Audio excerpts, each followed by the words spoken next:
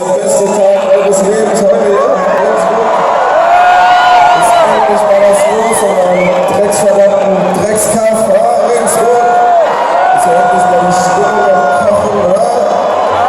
Ja, seid ihr endlich mal der Nabel der Welt? Ist ja endlich mal was los, oder? Ist ja endlich mal die Aussicht auf Geschlechtsverkehr mit irgendwas außerhalb des Steins, ja?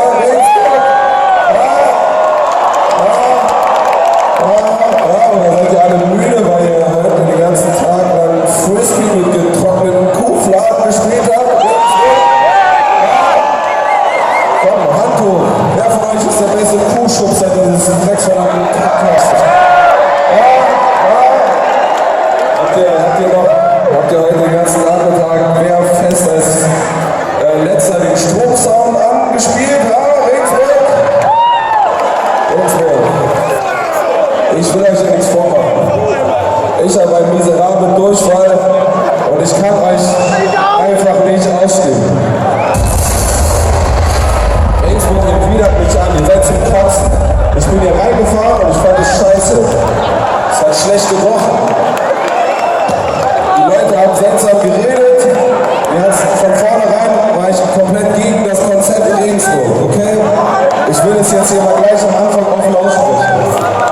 Aber ich denke, das macht ja auch eine wirkliche Freundschaft aus. Nicht wahr, Regensburg? Dass man sich einfach mal offen ins Gesicht fragt, so, hey, du bist einfach nicht cool, du bist nicht cool, du riechst komisch und ich finde deine Augenbrauen ergeben eine Einheit. Ich mag dich einfach nicht. Ich mag auch nicht die Art, wie du sprichst und ich denke nicht, dass man Rücksicht auf deinen Sprachfehler geben sollte. Regensburg, das ist wahre Freundschaft, oder?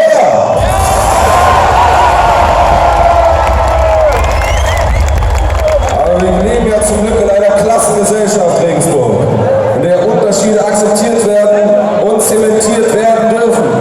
Und deswegen ist es nur gut, richtig und gottgefällig, dass es Leute wie euch da unten gibt und Leute wie uns hier oben. Menschen, die Geld zahlen und Menschen, die Geld bekommen.